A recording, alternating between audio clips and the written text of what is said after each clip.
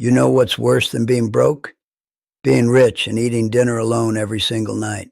I'm 74 years old, and I'm sitting in a six-bedroom house right now with nobody in it but me. I built a company worth $200 million.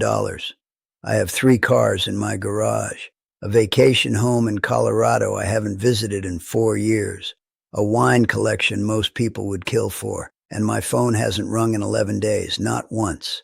I need to tell you something that might make you uncomfortable. Something I wish somebody had screamed at me when I was 26 years old, hungry, and convinced that money would fix everything. It doesn't. It fixes nothing that actually matters. For 48 years, I chased wealth like it was oxygen. I sacrificed everything: my marriage, my daughter, my health, my friendships, every single thing that makes life worth living. I threw it on the altar of success, and success ate it all. Now I'm here, retired, rich beyond anything my younger self could have imagined, and I am the loneliest man I know. So sit down, listen, because I'm going to tell you exactly how I ended up here, and maybe, just maybe, you can avoid the same fate. It started when I was 26. I launched my first company out of a garage in Detroit. Small tech firm, nothing fancy, but I had fire in my belly. I worked 18-hour days, slept on a cot next to my desk, skipped meals, skipped holidays, skipped everything. By 30, I was making real money. By 35, I was making serious money. By 40, I was a millionaire, and somewhere in there, I got married. Her name was Linda. Beautiful woman, patient woman. The kind of woman who packed lunches I never came home to eat. The kind who decorated Christmas trees I barely glanced at. She loved me. God, she loved me. And I loved my company more. Our daughter, Sophie, was born when I was 32. I remember getting the call at the office. My secretary told me Linda was in labor. You know what I said? Tell her I'll be there after the board meeting. I missed the birth by 40 minutes. 40 minutes. That should have been my wake-up call. It wasn't. I missed Sophie's first steps because I was in Tokyo. Missed her first day of school because I was closing a deal in London. Missed her school plays, her soccer games, her birthdays, not all of them, but enough. Enough that she stopped asking me to come. That's the moment you should fear. Not when your child yells at you for missing something, when they stop expecting you to show up at all. Linda divorced me when I was 51. 23 years of marriage, and she handed me papers on a Tuesday afternoon. I remember staring at them thinking, this is inconvenient timing. I have a merger next week. Inconvenient timing. My marriage was ending, and I was thinking about a merger. That's what success does to you. It rewires your brain. It makes you think everything is a transaction. Everything can be scheduled, postponed, delegated. You can't delegate love. Sophie was 19 when Linda left. She went with her mother. Of course she did. Why would she stay with a ghost? I told myself I'd fix it later. Later. That word has destroyed more lives than any disease. After the divorce, I doubled down. What else was I going to do? The company was all I had left, so I grew it, expanded internationally, made the Forbes list, got invited to fancy dinners with important people whose names I can't remember now. I had everything society tells you to want: the corner office, the magazine covers, the respect of strangers. But I didn't have my daughter's phone number. She changed it. Didn't tell me. I found out when I tried calling her on her 25th birthday.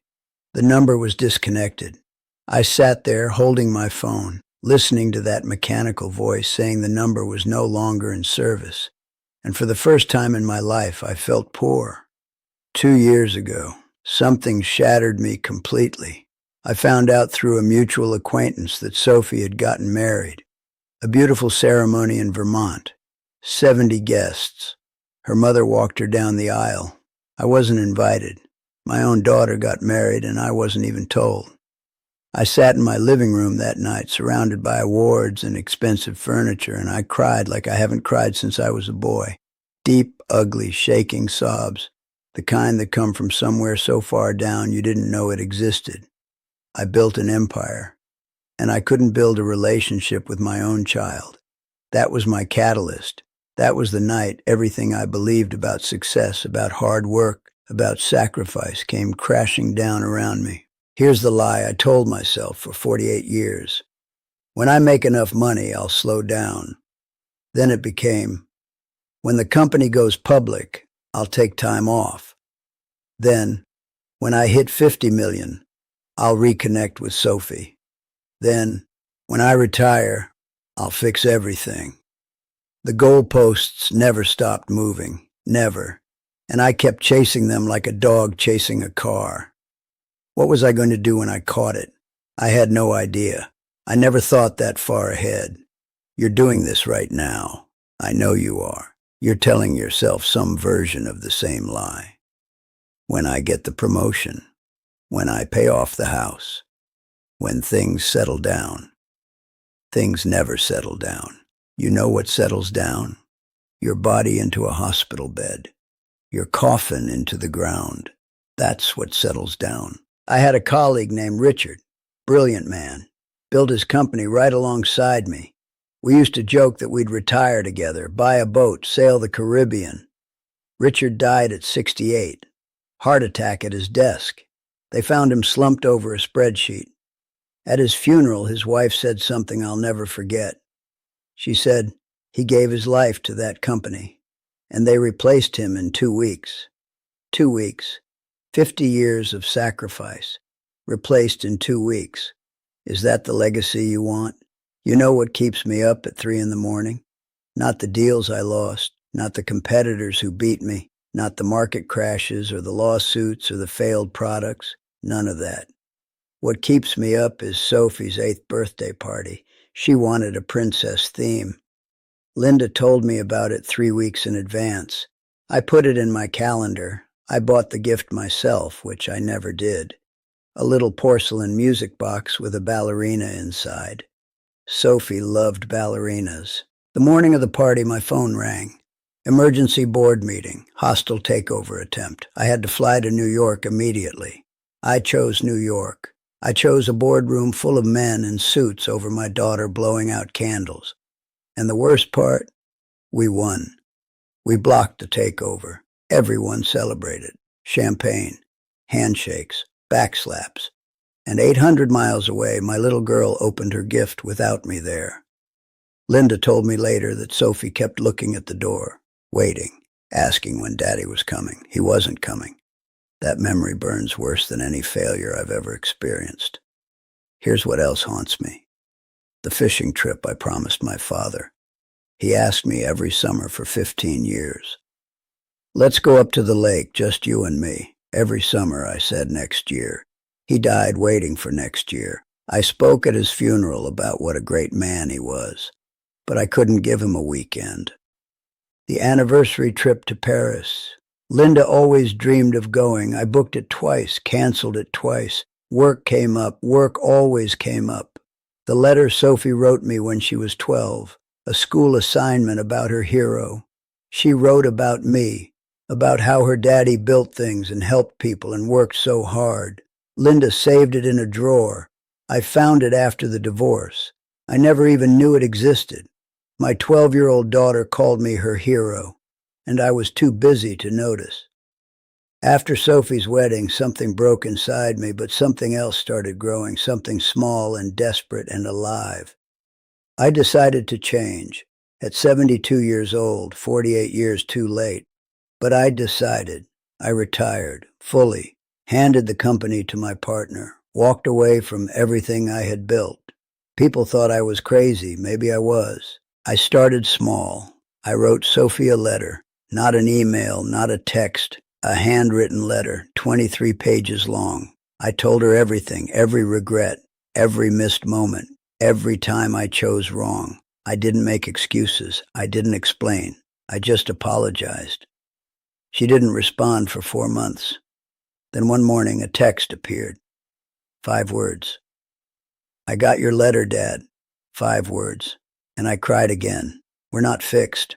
I want to be honest about that. We talk now. Occasionally. Short phone calls. Careful conversations. She's guarded. She has every right to be. I'm not the father she deserved. I'm just the father she got. But I'm trying. I'm 74 now. I've been truly living for only 2 years. 2 years out of 74. And these 2 years, with all their pain and loneliness and regret, have been more real than the previous 72 combined. I'm happier broke in spirit and trying than I ever was rich and running. So here's my warning to you. And I'm talking to you, the one working late tonight, the one missing the recital, the one who keeps saying tomorrow. If you died tomorrow, would your family say they knew you? Not your resume, not your achievements. You, the real you. Would your children say you were present? Would your partner say you showed up? Would you be satisfied? I know what you're thinking. But I have to provide. I have responsibilities. I can't just quit. I'm not telling you to quit. I'm telling you to show up. There's a difference. You can build a career without burning down your family. You can be ambitious without being absent. You can succeed without sacrificing every single person who loves you. I didn't know that. Now I do. Don't take 48 years to learn it. If your kid has a game on Saturday, go. Don't send a text saying you're sorry. Go. If your partner wants a weekend away, book it. Don't say maybe next month. Book it. If your parent asks for a phone call, call. Don't wait until the funeral to say nice things about them. Call them now, today, this minute. Stop chasing numbers. Start chasing moments. Stop building empires. Start building memories. Stop saying later. Start saying now. The boardroom will replace you in 2 weeks. Your family will miss you forever. I'm 74. I have maybe 10 years left. Maybe less, maybe more. Nobody knows. But I know this. I wasted 48 years earning money I didn't need to impress people I didn't like while ignoring people who actually loved me. I would trade every single dollar, every award, every magazine cover, every handshake from every powerful person I ever met. I would trade all of it for one thing. To watch my daughter blow out her birthday candles. The clock is ticking. Not just mine. Yours too. What are you going to do with your time? Someday is today. It always has been. If this story touched something in you, share it with someone who needs to hear it. Not for me, for them. Subscribe because I have more truths left to tell and not much time to tell them. Leave a comment. Tell me what you're going to change. I read every single one. Your time is precious. Thank you for spending it with me.